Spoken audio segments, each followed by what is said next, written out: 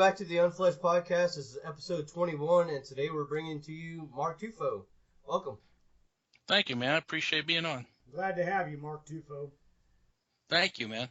So, I know that you get interviewed a lot. You actually have done quite a bit with your career so far. And I actually did an interview the other day, and they started me out with this really fucked up question, so I felt like I was going to bring it to you. Oh, fantastic. Who are you and why? Who am I and why? Why, you want to read my books, or? That's how I got opened up with mine the other day. I just told him, two people got together one day and they decided to make me, and I guess that was why, but... Yeah, I'm definitely not delving into that area. Shit. Well, I'm Mark Tufo. I guess we haven't figured that part out. Why? I guess if you're into, zombie stories and you want to check my stuff up, then, shit, go for it. My stuff's not for everybody, but if, you enjoy the books, then I definitely appreciate you checking them out and reading them. I guess that doesn't really answer the question. You kind of threw me for a loop on that one. Well, and I mean, you don't just write zombie books. I've actually got two books you wrote over werewolves. Yeah, I just try to spread it out, obviously, I do very much enjoy zombies. I do understand that this is a business, though, and, the ebb and flow of everything. So hopefully, maybe when zombies have a downtime, paranormal picks up or science fiction picks up. So, they'll go from one series to another. Oh, yeah, definitely. And actually, you just finished up a book with John O'Brien, right? Yeah, Shrouded World. Yeah, that was a lot of fun, a lot harder than I thought. When we thought up the idea, we were drinking. So, everything sounds better when you're drinking, right? And then I'm doing it right now. Well, yeah, definitely. And then we started writing, man, and we realized that oh my gosh, doing co-authoring stuff is not quite as easy as it sounds. We're similar styles, but we're not the same. So when we tried to mesh that stuff together, it was a little iffy at first. We had to really hash some stuff out. And correct me if I'm wrong, but Indian Hills, was that that was your first book, right? Correct. I started it in college, so a long fucking time ago. And then I finished it.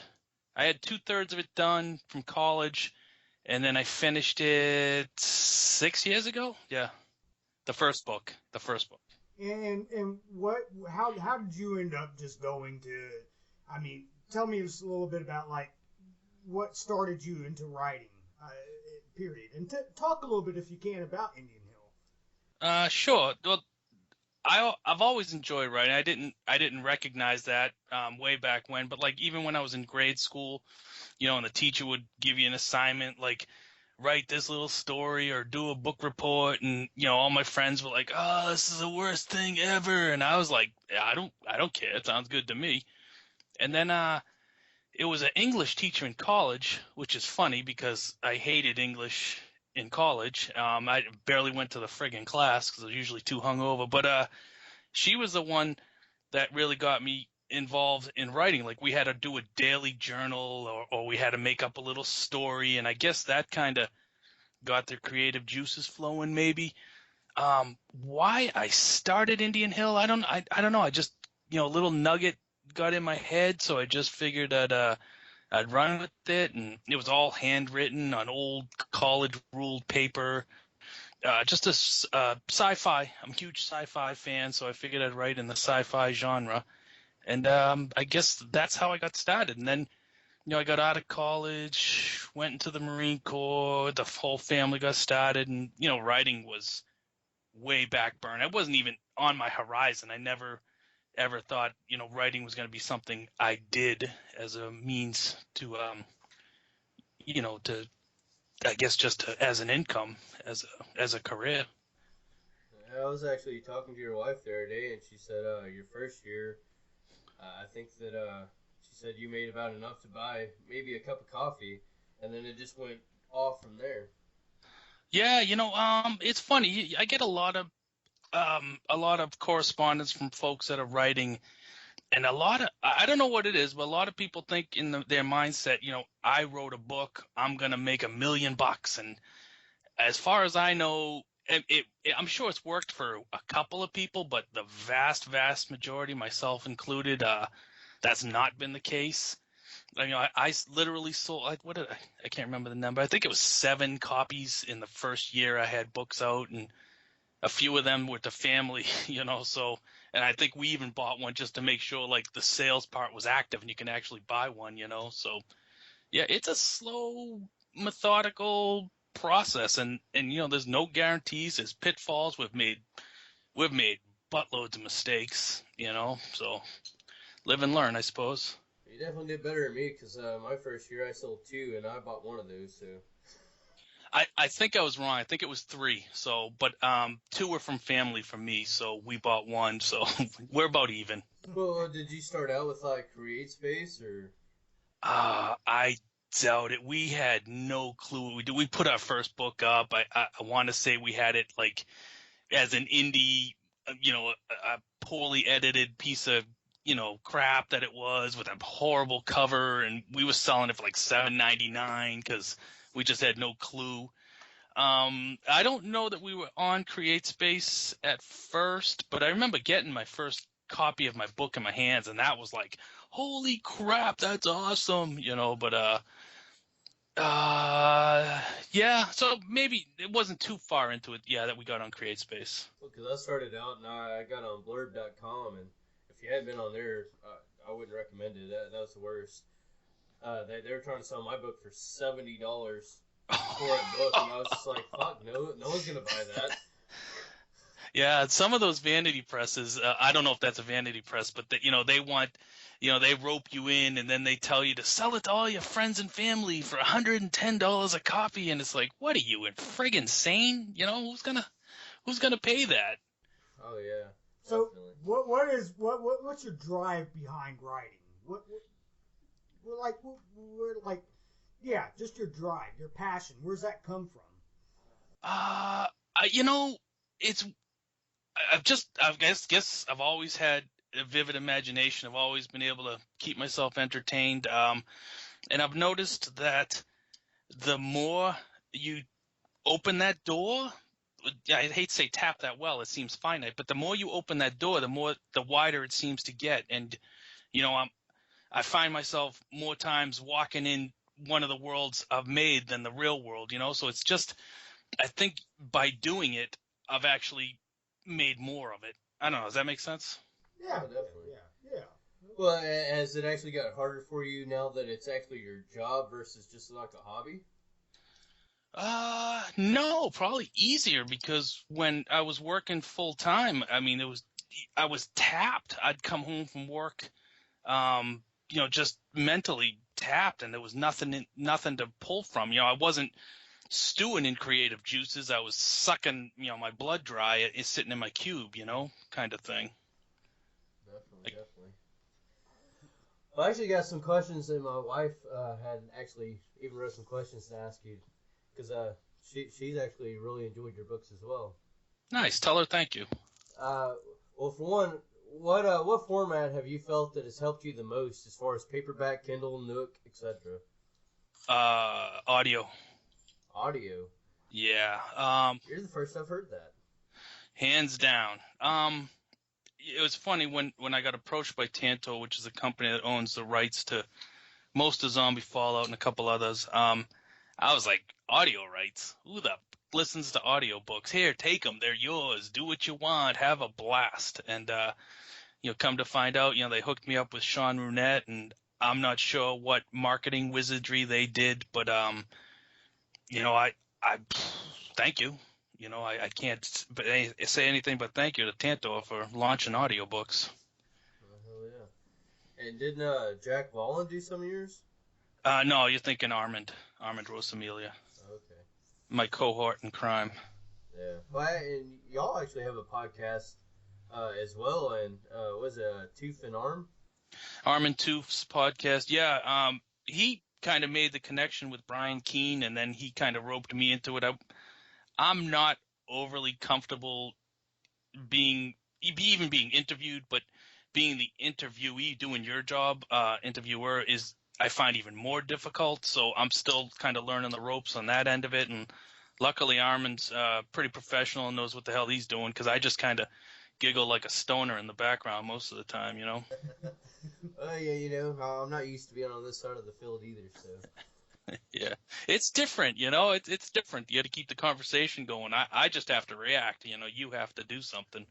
Oh yeah, definitely. And I tell you what, I mean, I've been writing since I was 12 years old, and actually, my school actually put out my first book, and for a long time, I never did anything else. Like I did write, but I didn't know shit about publishing world. And so I was in a band for a long time, and I finally decided I was going to take my old lyrics that we didn't use from the band, and I was going to publish it out. And that's where I discovered the blurb.com. And yeah, ever since then, you know, I've gone through all these interviews and etc. And so, I mean, actually, this is the first time that I've ever got on this side of the track. And it's way different because you don't want to ask the same questions that everybody else asks. Yeah, there's only so many questions you know out there, you know, and you know what are you gonna do? Well, I got one question, and everybody really hates it, but I got to ask you anyway. I can't fumble it any more than your first one, so. I agree with you, Mr. Tufo. Well, what's one question that is never asked, but if was asked, would be able to learn more about you? Oh fuck, this is like when being on an interview with one of those questions.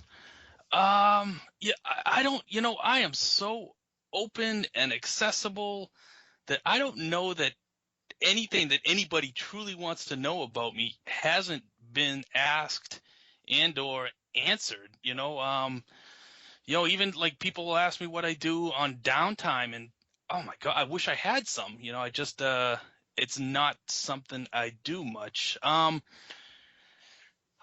guess, I mean, you can probably figure it out from where I live, but I truly am, even though I've got this social presence on Facebook and social media, I'm generally a pretty quiet, reserved guy, and you know, value my privacy kind of thing. And I mean, you'd never know it because that's just not what I've got out there. But that might be it.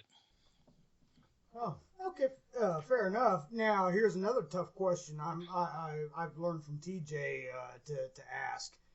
What is your best thing you can say about the fans, and what is the worst thing you can say about your fans? Um, this is a double-edged sword, huh? Best thing about my fans, I mean, oh my God, I mean, they are allowing me, they are supporting me to do something I love to do. I mean, God, I couldn't ask for any more than that, you know, to be able to do what I want to do and something that they hopefully thoroughly enjoy is phenomenal. The thing I hate the most about fans, I wouldn't go. I mean, this would only be a few, and you know, the 1%. It's almost the ones that have that backhanded compliment. I loved your book, but you know, and I don't want to say hate because everybody's got their own opinion. They can say whatever they want. They've bought my piece of work and they're completely entitled to their opinion. But you know, you know, when they come with the backhanded stuff, if you're openly criticizing my book, I'd almost rather have that, I suppose, than the it was great but kind of stuff.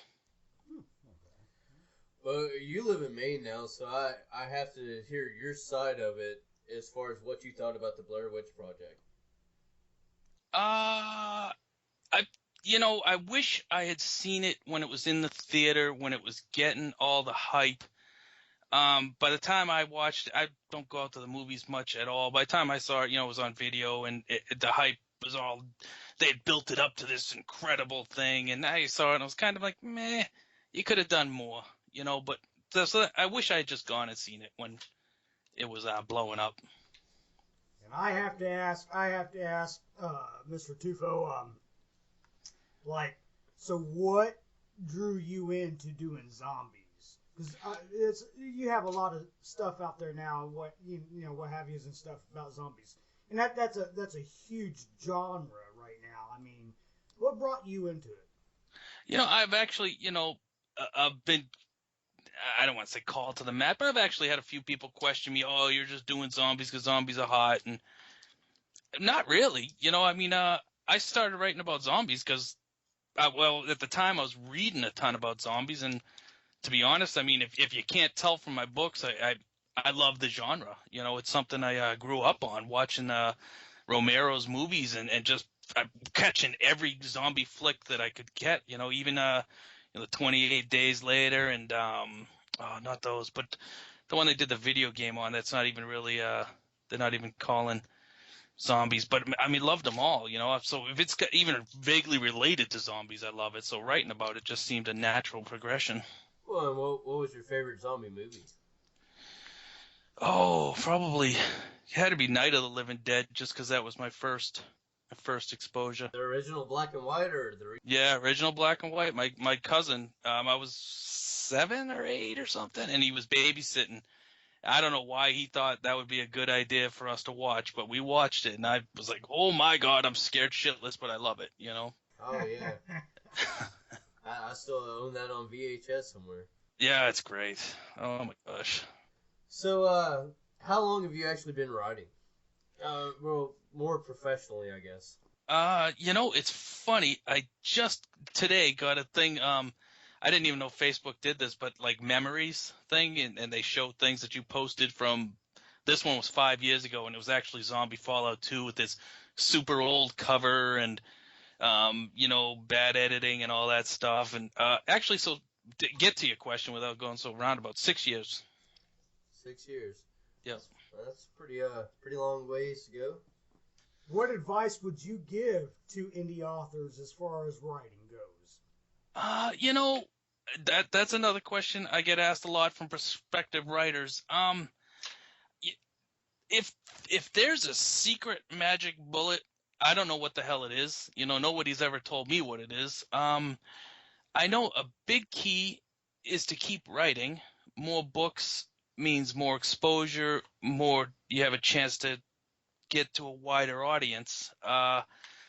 People love series. I've taken a bath in some of my standalones, which sucks.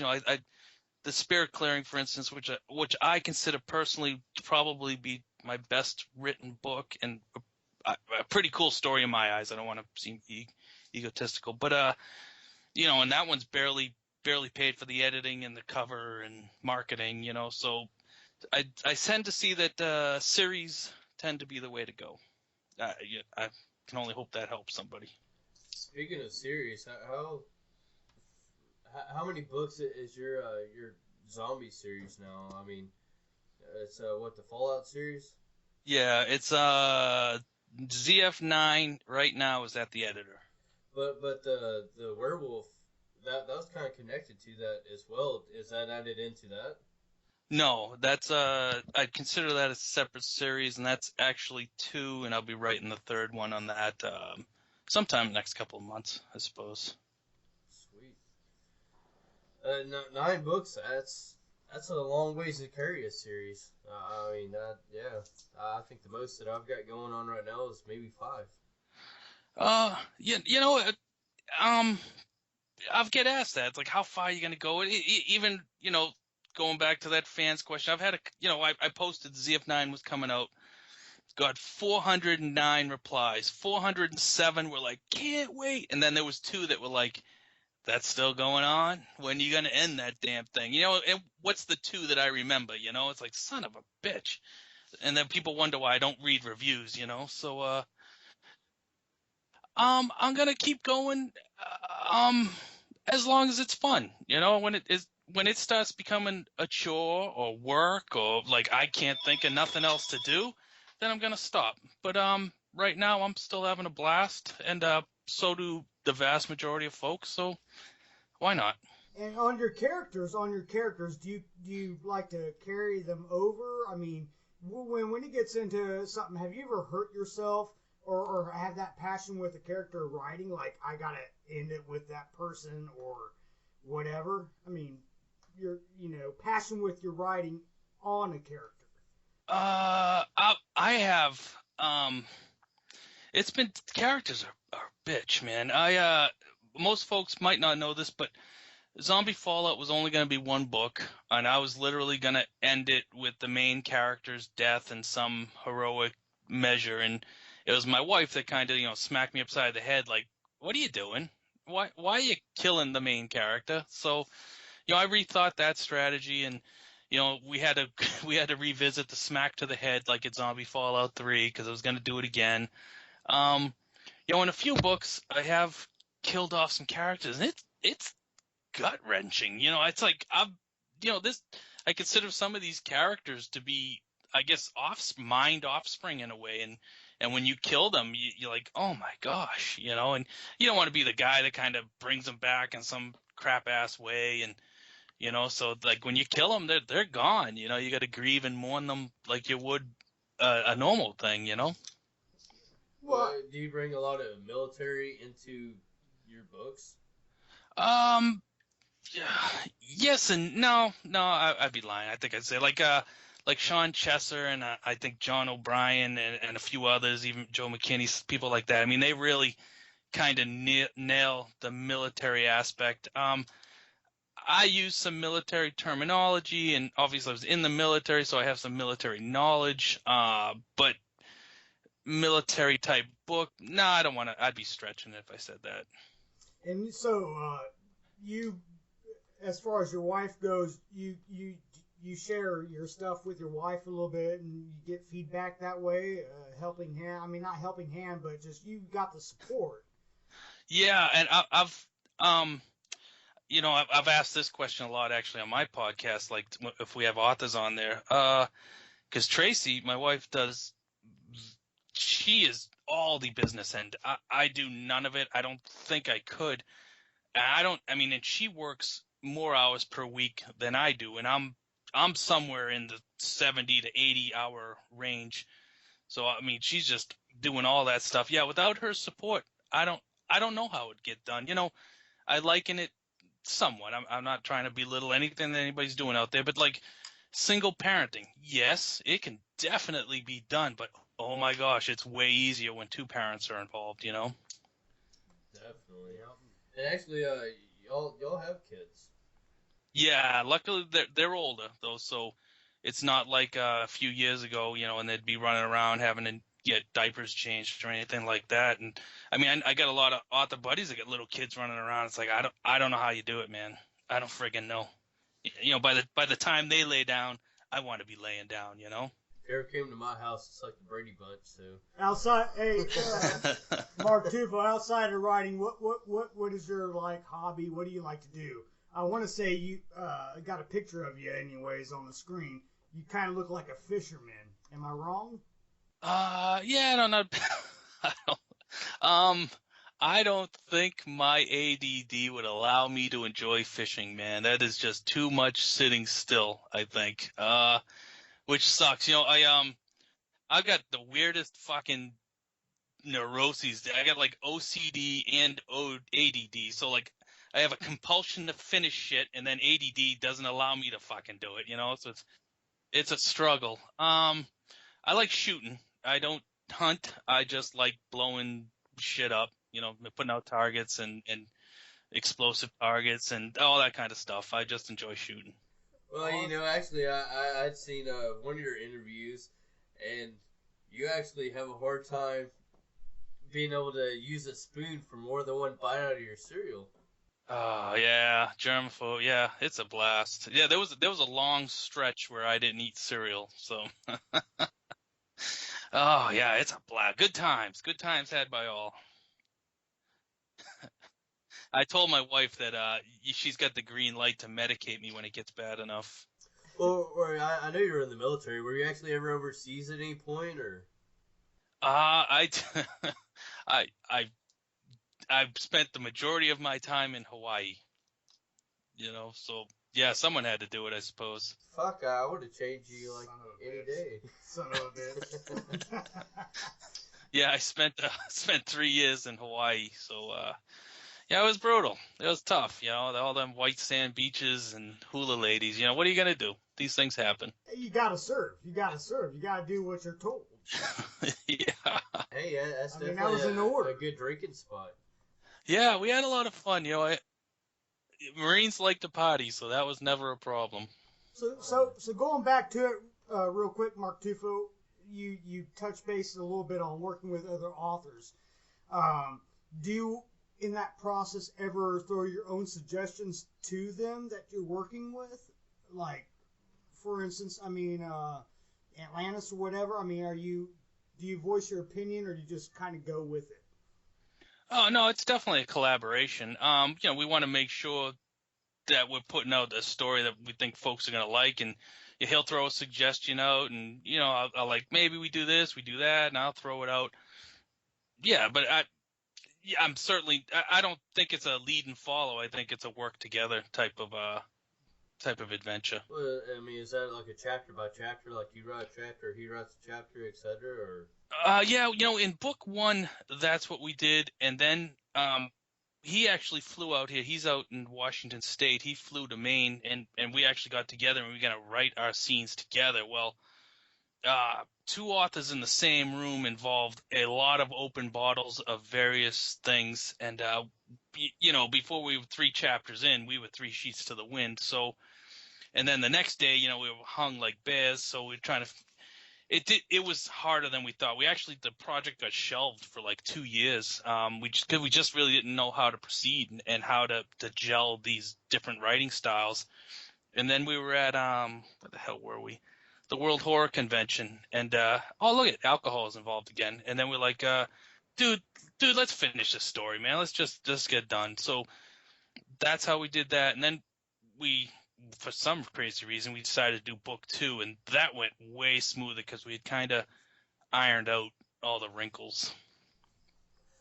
Well, you're not actually an indie publisher anymore. Like you're actually with somebody. I would go hybrid. I've got probably just as many indie published as I do.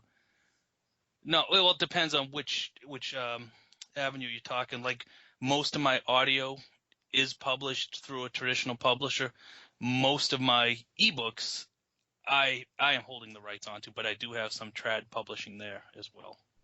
Oh hell yeah! And as far as that goes, I mean, how do you maintain that? Like, if I read correctly, and maybe I'm wrong, but I'm going to say Indian Hill, your first book was actually picked up by a publisher. Yes. Um, you know, it's funny. It's weird. When I first, because Indian Hill is my first book. When I was first started out, I wanted that book traditionally published like nobody's business. We sent out that manuscript to every New York address, agent, publisher, everybody that carried books, that published books, and I've got a giant ass stack of rejection letters, and it was kind of soul crushing. You're looking for that validation, and nobody wants to give it to you. And it was like, fuck. So that's when we decided we're going to indie publish. It was kind of I'd say it was a few years in by that point, and we figured we'd give it a go. What the hell you got to lose? And it was cool to see your book available. And then, once you start getting a little bit of success, then they start circling around, and it's like, I'm not as interested anymore. You start looking at their contracts, and you start reading stuff, and if I had got picked up way back then, I'd probably still be working my 40-hour-a-week job at wherever, because I would not be able to subsist on what I was getting paid from the publishers. Well, as far as that goes, I mean, so basically you would probably subside with a small publisher versus like one of the big six. Uh, if the big six came and offered me a big six check, I'd probably say thank you and shake hands, and we would do business. But if they came with a standard little, boilerplate contract and a pittance, no, it's just not worth it, as far as I'm concerned. I'm sure you know Karen Ziegel. Anyway, she actually sent me a video here a while back, and it was a debate. It was, is Amazon a friendly, or yeah. Anyways, well, the whole thing was there's, two people debating it on each side.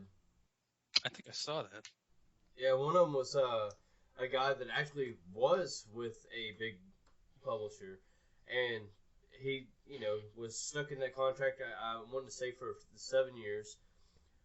So he started publishing out. It was like his Jack Daniels series, and he started doing that indie, and he became a millionaire over doing the indie versus what he was doing with the publisher, because they were only going to send him like, I think it was like $6,000 or $7,000 a year. Yeah, it's brutal. I mean, I've read articles like those. I didn't read them, but the Harlequin romances. They were huge. What, back in the 70s, 80s, maybe. But those guys were like destitute. Those authors, and these books are selling by the millions. Bucket loads of them were going out the door, and the guys that were writing them weren't guys and girls weren't making crap. And I guess you just got to be careful what you sign. Now, obviously, like, someone like a J.K. Rowling, when she's going to get her 7.5 figures to write her book, I mean, she's the exception to the rule. But for the vast majority of people that publishers sign, be careful what you're doing, Oh, definitely. I mean, I started out with 2 publishers, and one actually turned out to be a scam artist, and I lost fantastic. thousands of dollars. And the next one, I mean, I'm more. Everyone always classifies me in the horror section, but I really think of mine as like a thriller, psychological suspense. And they're throwing me out with erotica. No, anyone that's into erotica is not going to buy my book. Erotica is huge, though. It's not the worst freaking genre to be stuck in. Well, yeah, but I mean, anybody that's like looking at that through erotica and buys my book, they're going to be highly disappointed because my shit's nowhere close to erotica. That's funny. And So, yeah, I've been, without a publisher for a little while. Yeah, I think you're better off. I tell people that approached. I mean, don't try to decipher legalese. Go get some help. Go get a lawyer. And get understand what you're signing. I mean, when I'm super gun shy about signing anything, and even when I signed over Indian Hill 1 and 2, I had 2 lawyers look at that, and we negotiated for 3 months. If they want me to sign with them, then we're going to work through this process. If they don't, and they're not interested in meeting me somewhere in the middle with what they want and what I want, then I don't want them either. So, well, I'm back in the throw of things now. I've been through some bullshit lately. I'm SK Ballinger, obviously, whatever. But I always do like to do a segment. This is the first one I've been in for a while now for my bullshit. I'm going to give you a topic, and you just got to respond to it. Okay? Just a random topic. It's called the Shout It Out. Yeah, shout it out. Women's leg stockings. 4. FOR. Is that we looking for one word answers, or you want me to elaborate? Yeah, just do whatever you want. You just. Without being, I hope it doesn't come across sexist. I think they're wonderful. I think they shape the leg of a woman and make them look beautiful, more beautiful. Awesome. Thank you. All right, well, I got a question for you. You're one of the first authors I would say that's kind of a step up, from probably going to the Big Six. But you're also one of those authors that pretty much anybody can send you a message, Facebook or otherwise, and you'll actually respond to and actually go into detail with it. They can even tag you in a post and you go through. So, I mean, is there something through your career that's happened, I guess, where you want to, like, pay it forward? You mean in regards to the responses? Yeah. I've been blue collar my whole life, military, did construction.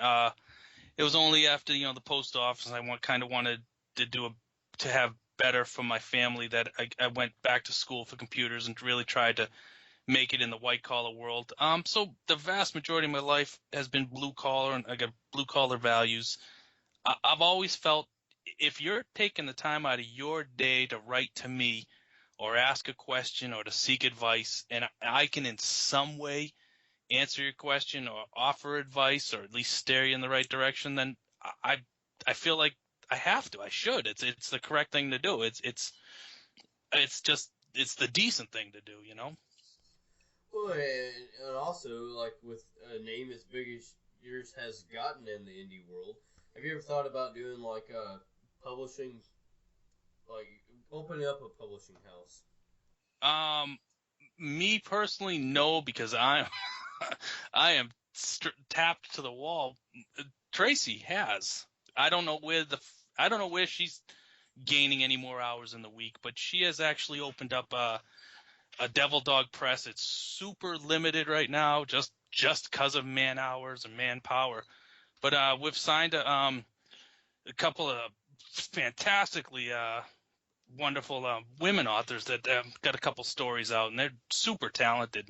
We were actually listening to their audiobook just came out the other day, and I was like, damn, I wish I could write like that, you know. So I'm stoked for my wife, and I'm stoked for the ladies that she signed, and I think it's great. Where does people find that publishing house? I think she's on Facebook, Devil Dog Press. Sweet, I'll have to look it up. Yeah, I mean, she was my wife is a wealth of information in regards to this kind of stuff, like business aspect of people ask me that I don't have a friggin' clue, and she was just getting asked all these questions, so it just kind of seemed like a natural progression to kind of being asked from how to get published to actually doing publishing. So as far as your, I guess indie books that were they're like standalone, they're not actually with the publisher. Are you actually putting those out through that production, or? Yeah, we're switching them over. It's kind of cool. It's got a little logo and all that stuff. It's fun. That's badass, you know. I've been talking to Burning Willow Press a lot here lately, and after being screwed over by two different publishers, I just really had a hard time really, I guess, talking to another publisher. But and they are new, and I would assume that y'all's company is new too. But Oh, brand spanking. But and that was something we hashed out. It was like, because I'm on this end and she's seen me and some of the contracts we've done, and we put out what I think is probably one of the fairest contracts available. I'm just it's almost well, no, it's not almost. It is. It's a partnership. Everybody's making equal shares. Nobody's getting the lion's share. Nobody's getting the pittance and the scraps. It's you're doing your hard work. You're going to get paid the right way. She's doing her hard work. She's going to get paid the right way. So that was awesome. That was something we wanted to work out and make sure that it was equitable for everybody. And what type of genres will that take on? We're probably paranormal, I think, is going to be what she focuses on right now. But, in the future, I don't know. She's the missus is super bright, and I honestly, again, I don't the business aspect's just too much for me. I try to stay away from it as much as possible. well, and through other interviews that I've actually heard from you, y'all actually didn't know each other for all that long before y'all got married, right? Yeah, no. Shit, how many dates? I might have been the third date I proposed. So yeah, I'm lucky I didn't end up with a drink in my face or something. Hell yeah. So future projects, where are you going with your writing in your career? I would love to talk about it, but can't. I got two super secret projects.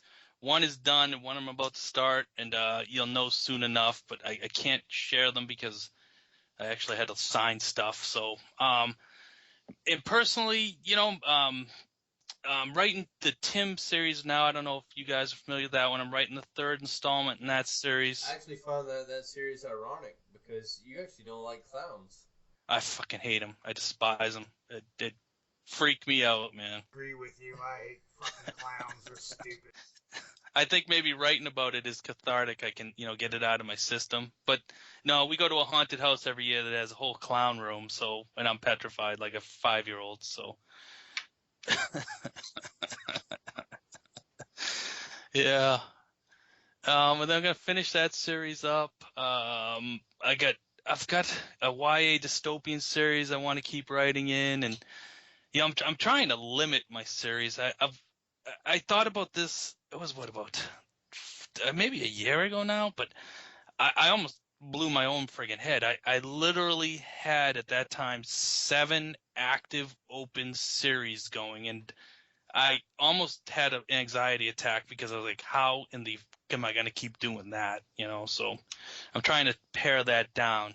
I have a goal over the next couple of years to kind of get that down to a manageable number. So how do you distinguish on your work time aside from family time? Luckily, again, 2 of my kids are out of the house. The third, he's got his own life going. He's going to school. He's got a full-time job. So, he's if we do have time, we get together and we'll play some vids, or we'll go out and play some badminton, or go do some shooting. So I try to, anytime he's free and available, I make sure that I am as well. Same with the wife, but it's her finding time for me at this point because she's more busy than I am. So you folks with the younger kids, I know how much more difficult it is than where I am at right now. Oh, yeah. My oldest is 19, or about to be 19 in October, and then my youngest is about to be 12. Yeah, see, that's the formative years. You got to be there. You got to do stuff. Oh, yeah. You're always running to soccer games or volleyball matches or the mall or wherever you're going. Oh, yeah. Speaking of kids and stuff, would you let your kids read your work or no? Or is there a certain age gap? My kids are all older, so I've got no problem with them reading. I've had some folks that that tell me they're reading to their 7-year-old. And I'm like, oh, you don't know about 7. I get there's some gore and there's some language and there's a hell of a lot of violence. I'd feel more comfortable if someone was in the 15 and older range. I know kids are growing up a lot faster than we did, but I'd feel more comfortable if they were a little older before checking my stuff out. But I gotta give it to you hands down. I've actually had people that has approached me because I actually had you in one of my events here a while back. And, yeah, they said they actually take vacations whenever you release out a new book because they're going to read your new book. Yeah, that shit blows my mind. Like I said, I grew up in blue collar, and it's surreal when folks tell me I'm taking a couple of days off to read your stuff. And it's like, because that's the kind of, I'm a stupid Harry Potter fan. I loved it. So, that would be something I'd do to read Harry Potter, So for someone to say that to read my stuff is like, holy shit, thank you. I'm kind of blown away. Oh, yeah. Oh, Lisa Marie Williams, that was during that event. You had just released out something. I can't remember which book it was. And, yeah, that's what she told me. She said that she was actually taking vacation to go and read your new release. And I was just like, are you fucking serious?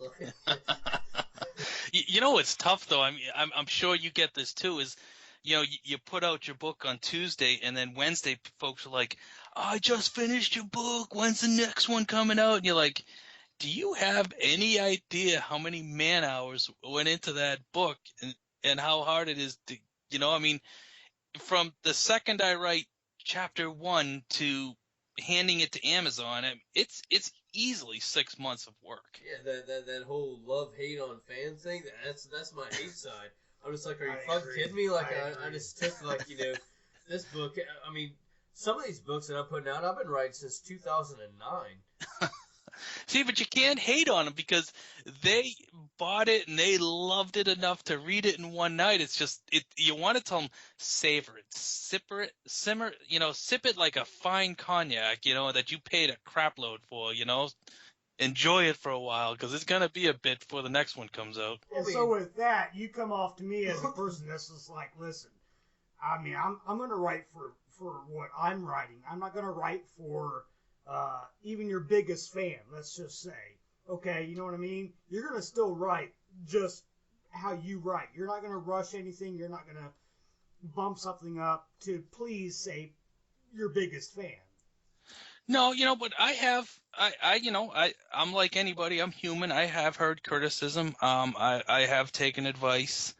I do realize the business aspects of this, and as much as I've loved my standalones, again, I probably couldn't buy a 6-pack of beer with the proceeds. So there's some books I'd like to write, but yeah, they will be pushed back because we got to eat.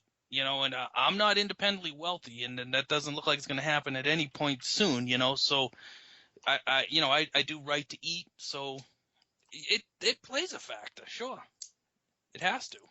That's awesome. That's Oh, awesome. hell yeah. Well, and as far as that goes, I mean, but you don't really alter what you're doing based off a fan's opinion, though. Exactly. No, I have taken some suggestions though, and I will fully credit somebody. I can't remember the gentleman's name, but like he offered like a snowplow idea, and I was like, that's fucking awesome. So I got a book with a snowplow in it, and of course the thing broke down after a couple miles, but at least I got to run around and blow through some zombies for a little while with the snowplow. Oh, hell yeah.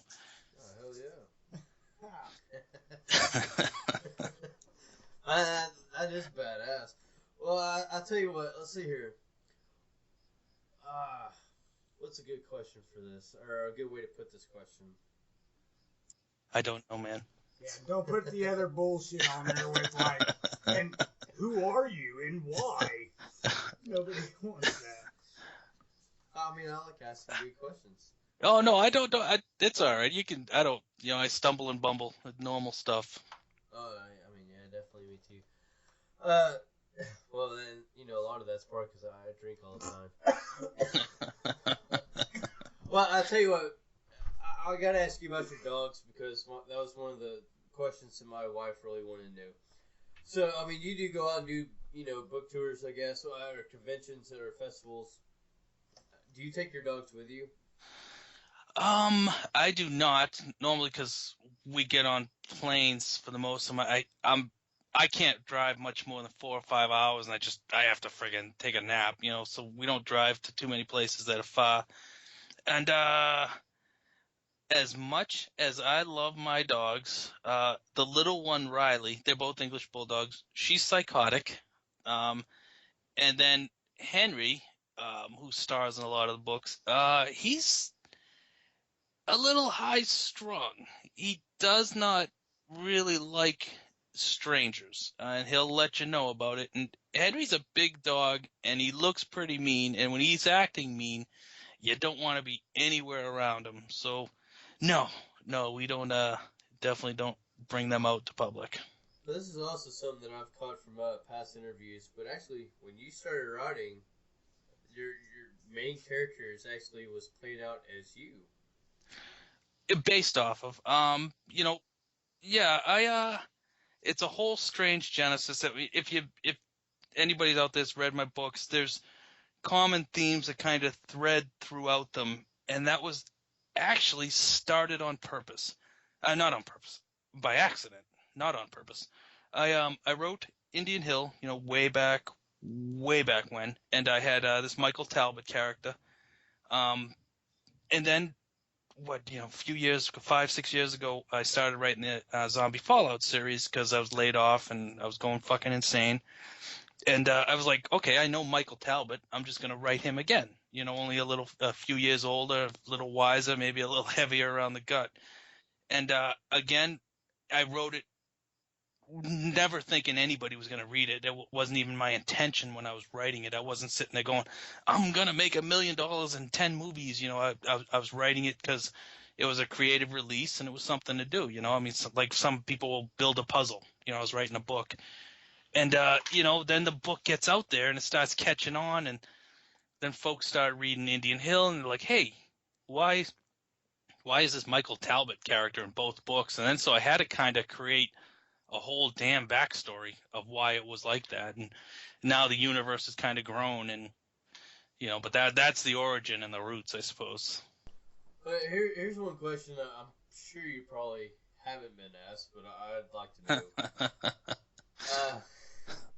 What's some upcoming indie authors that you really, I guess, have got a hold of that you really feel is going somewhere? Yeah, this is not, I'm not going to word it right. Probably just stay away from it. I'm not trying to butter up or kiss ass or anything. I'll be honest. I got to get some of your stuff, but I've been I've been watching you, Mr. Weeks, and it looks like you are starting to gain some traction. Thank So you. kudos to you. I can't, I was like a Sean Chessa, but he's getting huge on his own right.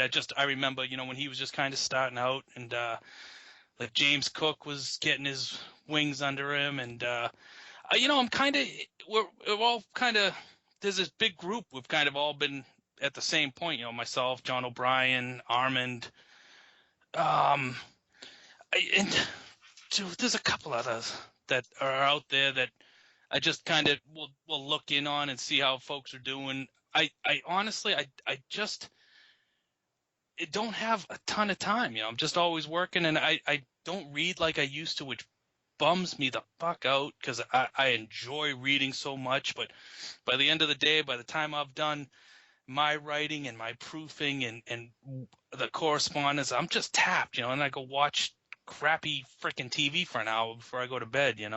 Well, I think that you're a great inspiration to many people. I applaud you. Just you're standing about and where you're at in your life and your career.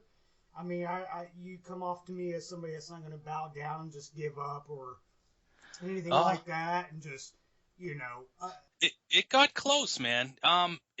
There's a couple times, and even especially right at the get go, when I put my first book out and it wasn't edited. Well, it was poorly edited. I tried to edit and that was a joke. But you started getting bashed and it's like, fuck you, man. I can't buy a cup of coffee and I'm gonna have somebody from Lord knows where, Iowa, friggin' rip me a new one.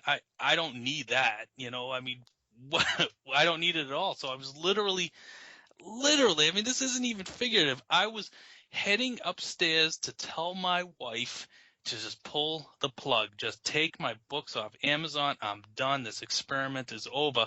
When I got you have mail, and there was this guy, Rich Baker, and he's like, dude, don't listen to the haters. You know how to tell a story. Is it a little rough around the edges? Yeah, but people get sucked into this stuff. These characters are awesome. And that one dude, so I'm hoping I get a movie deal because I promised him I'd buy him a brand new Jeep if that happened. So I'm hoping I can come through on my promise. that would be awesome. Oh, hell And yeah. I applaud you for not giving up, man. I mean, it is tough writing, but even myself, I mean, just I think that's incredible that you are doing what you're doing. I'm glad that you haven't given up on it. Thanks, man. And you always love to hear that. Folks that tell you that they're writing because they see that you've done it. And I don't consider myself a trailblazer. I'm following in other footsteps like Jonathan Mayberry and, Brian Keene to a degree and James Moody, folks like that who kind of paved the way in this indie. Even Rhiannon Frater, I mean, I think she really showed you can have success as an indie. And so, but it's nice to be considered along with them, like Heath Stalkup, he's one of the first person came up and I'm writing because of you. And, he's actually gaining traction. So yeah, yeah, it's cool. It's awesome. And originally, whenever I heard from you, it's like we were messaging, fucking yesterday or day before yesterday or whatever it was. Vicky Dotson, which is actually someone. It was one of my friend's moms had actually told me about you. But the reason why she was able to tell me about you is because they actually threw my name in with yours, and fuck, I don't know. There were several on an award that they were giving away for Facebook for I don't even remember what company it was, but you actually won I did. What did I get? Did I get a car? Because that'd be awesome. that. I have a 14-year-old Jeep, man. I could use a new car. Yeah. I think it was just the rights of just like a certificate. I think that when it comes to writing and everything, I mean, you've touched people's lives and shit. You know what I'm saying? And I think that's the ultimate reward. Somebody reads your book. I mean, it's just like Yeah, I've had a few people, I'm going through a tough time. XYZ is happening, a divorce, someone in the hospital, and we got to just sit down and I got to take my mind away from it and go through your story. And that means a ton. I mean, I've read some of the, obviously there's everybody has stressful events in their life. I mean, and it's nice that they're escaping through my books, and yeah, that means a ton. Oh, hell yeah. We're actually about out of time, so you want to tell everybody where they can actually find you? I'm in Maine, so is that what you meant? No, throw out some links, brother. Oh, sorry, brother. I'm all over Amazon. You type in Mark Tufo, Tufo. I got marktufo.com. And that has links to like my blog, which I'm wholly inadequate at. You'll find me more on Facebook or even personal email if you're so inclined. And that's Mark_Tufo@yahoo.com. I try to respond to everybody as quick as I can, usually 24 hours, sometimes a little longer on the weekend just because of beer and hangovers. But yeah, I mean, if you can't find me online, then you ain't looking. Yeah, that's definitely true, because I've actually Googled you, because I wanted to see what popped up. I had a lot of people that actually hit me up and asked, or told me to Google myself, and I Googled myself, and it was just fucking page after page after page, and I was like, wow. Yeah, don't. Google's fine. Don't Yahoo yourself, and then you just get pissed off. Oh, well. I'm glad I got that advice, because I'm not going to do that now. Man, awesome. Oh, yeah. I'm going to split for a minute, but it was awesome having you on this podcast.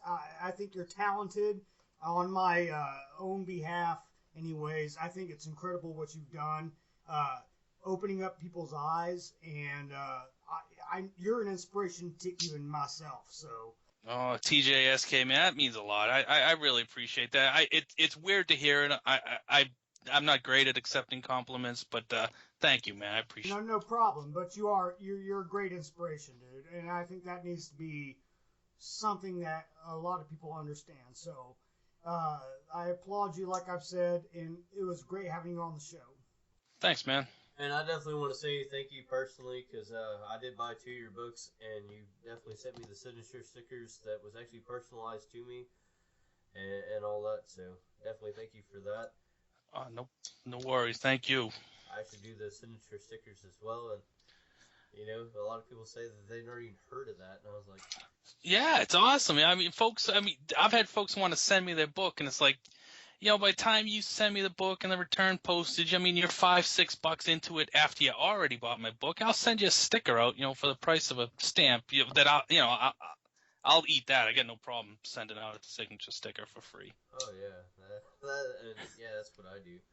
And that whole mailing me the book and then mailing it back out, especially whenever it comes from like the UK or some shit, and it's like $27 to send it out.